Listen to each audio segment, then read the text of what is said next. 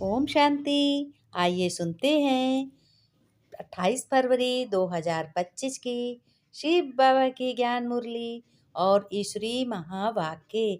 आज परमपिता परमात्मा शिव बाबा ने कहा, स्वयं भगवान देखो कह रहे हैं अपने बच्चों के पास बैठकर, क्या कह रहे हैं? मेरे मीठे बच्चे, प्यारे बच्चे, रूहानी बच्चों, तुम्हें शांति चाहिए तो तुम्हें क्या करना है? तुम्हें अपने को आत्मा समझना है और अशरीरी बनना है। तुम्हें शरीर को नहीं याद करना है। इस देह भान में आने से ही तुम्हें अशांति होती है। देह भान में आते हो तभी तुम्हें किसी की बात बुरी लगती है, कि कोई अच्छा लगता है, कोई गलत लगता है। इसलिए तुम्हें अपने को आत्मा समझना है। जब आत्मा समझोगे तो परम पिता परमात्मा तुम्हारे सत्य पिता की याद भी आएगी। ये किसने कहा? ये ब्रह्मा बाबा ने कहा। अब बाबा कहते हैं, इसलिए बच्चों अपने स्वधर्म में स्थित रहो। स्वधर्म क्या है? शांत स्वरूप, शांति धाम के रहने वाले हो, है ना? क्या स्वधर्म है? शांत स्वरूप। हमारा स्वधर्म है शांत स्वरूप। तो बाबा ने प्रश्न में कहा, यथार्थ याद क्या है बच्चों? सही याद क्या है? याद के समय किस बात का विशेष ध्यान देना चाहिए? अब भगवान देखो समझा रहे हैं स्वयं शिव बाबा कि याद के समय तुम्हें क्या विशेष ध्यान देना चाहिए। तो और सही याद भी क्या है? तो सुनो, भगवान कह रहे हैं उत्तर में, बच्चों सही याद तो वो है कि अपने को देह से न्यारी आत्मा समझकर। क्या समझना है? अपने को देह से न्यारी आत्मा समझकर बाप को याद करना है। किस बाप को याद करना है? सत्य परमपिता परमात्मा शिव बाबा को याद करना है। यही यथार्थ याद है। बाबा ने कहा, बच्चों कोई भी देह याद ना आए, अगर यह ध्यान नहीं रखा तो ये ध्यान रखना तुम्हें बहुत जरूरी है। याद में रहने के लिए ज्ञान का नशा चढ़ा हुआ हो। बुद्धि में रहे कि बाबा हमें सारे विश्व का मालिक बनाते हैं। वो मालिक कैसे बनाते हैं? कि मालिक बनाते हैं जब ज्ञान सुनाते हैं। स्वयं भगवान ब्रह्मा बाबा के तन में आ करके सभी बच्चों को दुर्गत से बचाते हैं। ज्ञान सुनाकर समझदार बनाते हैं। अब पहले तो ये ज्ञान नहीं था किसी को, लेकिन ज्ञान जब हुआ है, बाबा आया है, तो तुम्हारी बुद्धि में रहे कि भगवान स्वयं परमपिता मेरा आया है और मुझे विश्व का मालिक बनाता है। कितने दिनों के लिए? 21 जन्मों के लिए। हम सारे समुद्र, सारी धरनी के मालिक बनते हैं। भगवान कहते हैं, तुम बच्चे मेरे बच्चे हो, ईश्वरीय औलाद हो, परलोक परम पिता परमात्मा के बच्चे हो, तो तुम्हें सारी धरनी के मालिक बनते हो। हर सृष्टि की नॉलेज तुम्हें भी होनी चाहिए। यही सृष्टि चक्र है। बाबा ने कहा गीत में कि बाबा ज्ञान में क्या कह रहे हैं और गीत क्या कह रहे हैं? गीत कह रहे हैं कि तुम्हें पाके हमने जहाँ पा लिया। ये किसने गीत गाया है? ये गाया है बच्चों ने। बच्चों ने किसको पाया है? भगवान स्वयं परमपिता परमात्मा शिव बाबा को पाया है। अभी तक इधर उधर बच्चे भटकते थे, अब स्वयं शिव बाबा ने आकर के बच्चों को गले लगाया है। भगवान ने अपना बनाया है। भक्तों को भक्ति का फल देते हैं और अपने बच्चों को, रूहानी बच्चों को अपन क्या गले लगाते हैं और उनको भी ज्ञान समझाकर, सुनाकर समझदार बनाते हैं। सारी सृष्टि का नॉलेज बताते हैं। अब बाबा ने कहा, बच्चों ओम शांति। ओम शांति का अर्थ क्या होता है? ये भी बाबा ने समझाया कि बच्चों ओम शांति का अर्थ है कि अहम, मैं आत्मा। ओम शांति का क्या अर्थ है? मैं आत्मा। कोई भी तुमसे पूछे कि ओम शांति क्यों कहते हो, ओम शांति का अर्थ क्या है, तो तुम्हें बिल्कुल ही कहना है मैं आत्मा। ओम शांति का अर्थ है कि मैं आत्मा शांत स्वरूप हूँ। मनुष्य फिर समझते ओम माना भगवान, और ओम माने तो आत्मा होता है, परंतु ऐसे है नहीं। तो ओम माना मैं आत्मा, मेरा यह शरीर है। कहते हैं ना, बहुत लोग कहते हैं कि अहम आत्मा का स्वधर्म है शांत। आत्मा अपना परिचय देती है कि मनुष्य भल ओम शांति कहते हैं, परंतु ओम का अर्थ तो कोई भी नहीं समझते। तो नहीं समझते हैं तो भगवान शिव बाबा समझा रहे हैं, कह रहे हैं ओम शांति अक्षर बहुत अच्छा है कि हम आत्मा हैं और हमारा स्वधर्म क्या है, शांत। क्योंकि शांति ऐसी चीज़ है जो परम पिता स्वयं ही दे सकता है। बाबा वो उसको राम भी कहते हैं बाबा को। तो वो जिसको नहीं मालूम है वो नहीं जानता है कि राम अलग है बाबा अलग है। नहीं, राम को ही बाबा कहते हैं और बाबा कहते हैं राम राम जपो, तो वो भी बाबा हो गया। लेकिन हम लोगों ने संबंध जोड़ा है स्वयं परम पिता परमात्मा से। हम आत्मा है, हमारा स्वधर्म शांत है। शांति में रहने वाली हम आत्मा हैं। कितना सिंपल अर्थ है, बहुत सरल अर्थ है, लंबा चौड़ा तो है नहीं। इस समय मनुष्य तो बिल्कुल नासमझ हैं, कुछ भी नहीं जानते हैं। तो फिर बाबा कहते हैं नई दुनिया है ना, वह पुरानी दुनिया है। जो नहीं जानते हैं वो पुरानी दुनिया में है, पुरानी से फिर अब नई दुनिया बन रही है।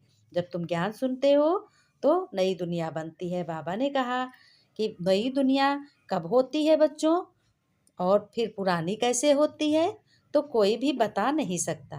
लेकिन तुम बच्चे सब कुछ जानते हो क्योंकि तुम ईश्वरीय संतान हो। अभी तो कलयुग पुरानी दुनिया है, नई दुनिया सतयुग को कहा जाता है, जिसमें सुख होता है। कलयुग में तो सब हाय हाय करते हैं, लेकिन तुम बच्चे हाय हाय नहीं करते हो। क्यों? तुम कलयुग दुनिया में नहीं हो। तुम तो कहते हो वाह बाबा वाह, है ना। अच्छा, नई फिर पुराना होने में कितने वर्ष लगते हैं ये कोई भी नहीं जानते। अब कोई भी मनुष्य नहीं जानते कि नई को पुराना होने में कितने वर्ष लगते हैं। देवताओं को कहेंगे स्वर्गवासी हुआ, ये पुरानी दुनिया है। बाबा कहते हैं नहीं, पुरानी दुनिया जब जड़ जड़ीभूत सब में चिड़चिड़ापन आ जाता है, एक के नेचर और नहीं बदल बदल जाते हैं और बोल चाल बदल जाती है, सब तमोगुणी हो जाते हैं, एक दूसरे को सुख दूसरे के सुख को भासता नहीं है। जानवर से भी बदतर जब हो जाते हैं मनुष्य, जानवर तो अपने को कुछ कहते नहीं और मनुष्य कहते हैं हम बहुत पतित हैं। गाते गाते भी हो पतित पावन आओ, हम निर्विकारी हैं कहते भी हो भगवान से। तो भगवान आया ना, यहाँ मनुष्य है नरकवासी। तो बाबा ने कहा तुम समझते हो कि कलयुगी दुनिया कैसी है। कलयुगी दुनिया बहुत दुखी है। कोई ये नहीं कहता हमें बहुत सुख है, कितना भी सुखी हो, कितना भी उसके पास धन दौलत हो, ये नहीं कहता है हमारे पास धन है हम बहुत सुखी हैं, नहीं कहता। हाय हाय करने की आदत है ना, वो कलयुग दुनिया की झलक और फलक पड़ी है ना। सूरत मनुष्य की है परंतु सीरत किसकी है मनुष्यों की, बंदर की तरह। बंदर की तरह कर्म हो जाते हैं। खुद भी मंदिरों में जाकर देवताओं के आगे कहते हैं अपना दुखड़ा रोते हैं। फिर बाबा ने कहा देवताओं के आगे कहते हैं हम पापी हैं, नीच हैं, कपटी हैं, कहते हैं ना, ये हमें इस दुखधाम से छुड़ाओ, मेरी मनोकामना पूरी करो, कहते हैं। तो बाबा कहते हैं ये दुखदाई दुनिया ही कलयुगी है।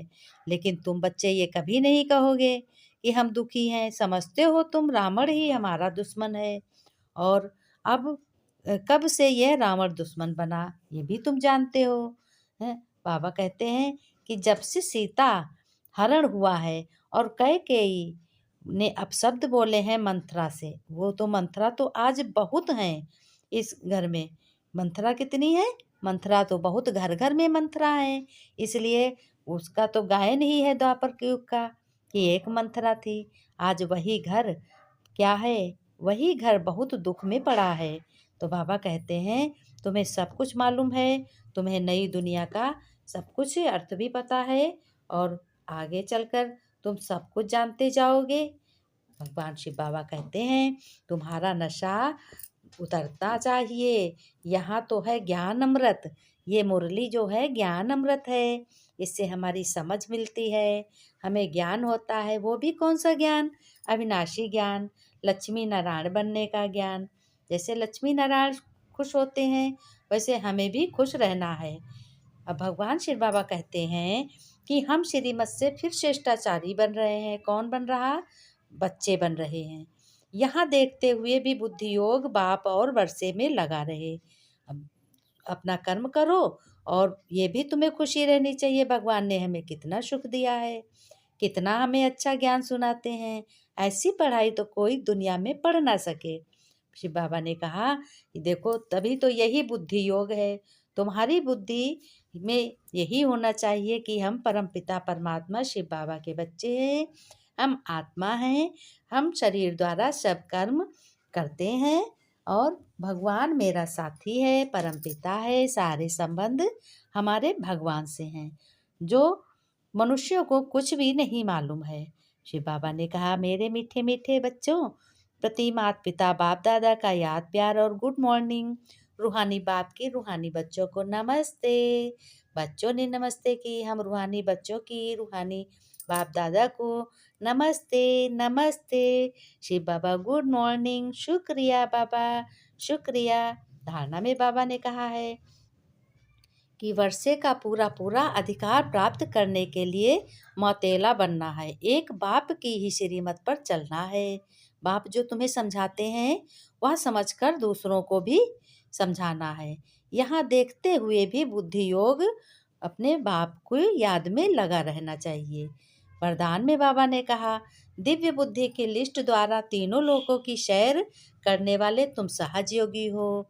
तुम बच्चे तीनों लोकों को जानते हो, तो तुम्हें तुम्हारा बहुत जल्दी योग लग जाता है। ये सहज योग है, ये राजयोग है। राजयोग किसको कहते हैं? राजयोग कहते हैं जब हम हर कर्म करते हुए हम एकांत एक एक के प्रिय होते हैं, एक की याद में होते हैं, उसे राजयोग कहते हैं। और एक एकांत क्या कहते हैं? एकांत एक हमारा भगवान ही साथी है, उसी से सारे संबंध हैं।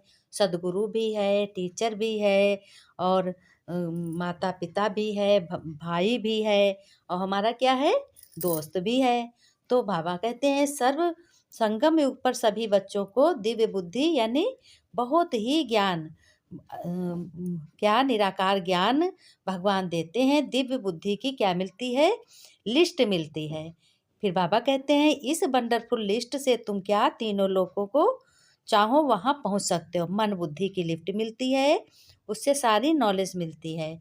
सिर्फ हमको याद होना चाहिए, स्विच ऑन करना चाहिए और झट से मन बुद्धि से पहुँच जाएंगे। जितना समय लोक का अनुभव करना चाहो उस स्थिति में अनुभव हो जाओ, टिक जाओ। इस लिफ्ट को यूज करने के लिए अमृत वेले रोज उठना है। केयरफुल बन स्मृति से स्विच को यथार्थ रीत से सेट करना है। अथॉरिटी होकर इस लिफ्ट को कार्य में लगाओ तो सहज योगी बन जाएंगे और तुम्हें क्या होगा? मेहनत से भी समाप्त हो जाओगे, मेहनत नहीं लगेगी। हर कर्म करते करते अपने बाप की याद में रहने की आदत बन जाएगी, तो यही तुम्हारे पुण्य जमा होंगे और तुम्हारे अगले जन्म की तैयारी भी होगी। क्योंकि ये जन्म तो अनजाने में, ये नहीं मालूम पिछले जन्म में क्या किया है। तो शिव बाबा ने भी आके बताया है कि पिछले जो मिल रहा है तुम्हें, वो तुम्हें पिछले जन्मों का मिल रहा है। अब तुम अगले जन्म की तैयारी इस ज्ञान द्वारा शिव बाबा कराते हैं। फिर बाबा ने कहा स्लोगन याद रखना, ये तुम्हारा होमवर्क है। अपने मन को बच्चों मौज में रखने के लिए क्या करना है? यही जीवन जीने का कला है। अपने मन को सदा मौज में रखो, मन संतुष्ट रखो, मन से खुश रहो, मन से हर कार्य करो, मन से अपने बाप को याद करो। बाप कौन है? सत्य पिता है, परम पिता परमात्मा है, उसको याद करो और एकांत प्रिय बनो। एक के प्रिय भगवान का जो प्रिय बनता है वो सबका प्रिय बन जाता है। और एकाग्रता, अपना मन एकाग्र रखो, अंदर ही अंदर अपने शुभ संकल्पों को चलाते रहो। भगवान कहते हैं एकांतवासी का अर्थ जानते हो? बाहर की एकांता नहीं, अंत में खो जाना। अंदर मन ही मन में, ये भी कोई नहीं जान पाएगा तुम्हारे मन का क्या विचार है ना? किसी के मन का विचार नहीं जान पाता, तुम ही जानोगे। तुम्हें ही जानना है ना, क्योंकि हर कर्म तुम्हें ही याद में करना है। इससे तुम्हारी खुशी भी बढ़ेगी और तुम सुखी भी रहोगे और तुम्हारे कर्म भी अच्छे होंगे और पुण्य भी अच्छी होगी। तुम्हारा घर में धन बरकत और हर चीज़, बच्चों के संस्कार भी अच्छे हो जाएंगे। और फिर भगवान शिव बाबा कहते हैं तुम तो ईश्वरीय औलाद हो, तुम परमात्मा के प्यारे हो। भगवान कहते तुम मेरे प्यारे हो। अब बताओ, आजकल कोई कहने वाला है मेरे प्यारे हो? नहीं कहने वाला है। तो इससे मालूम होता है कि भगवान सृष्टि पर आया है और हम लोगों को गले लगाया। ओम शांति। ओम शांति। अब देखो, चरित्र की रचना संस्कारों के अनुसार होती है। हमें ये मालूम होना चाहिए, ध्यान में होना चाहिए कि अपना चरित्र अच्छा बनाना चाहिए। और संस्कारों की रचना किससे होती है? विचारों के अनुसार होती है। विचारों की रचना संस्कारों की रचना विचारों के अनुसार होती है। तो हमें यही प्रण करना है। अगले वीडियो में तो हमें इस बात का बहुत ध्यान देना है और अगले वीडियो में फिर मिलेंगे। ओम शांति। सभी को हमारा बहुत बहुत ओम शांति।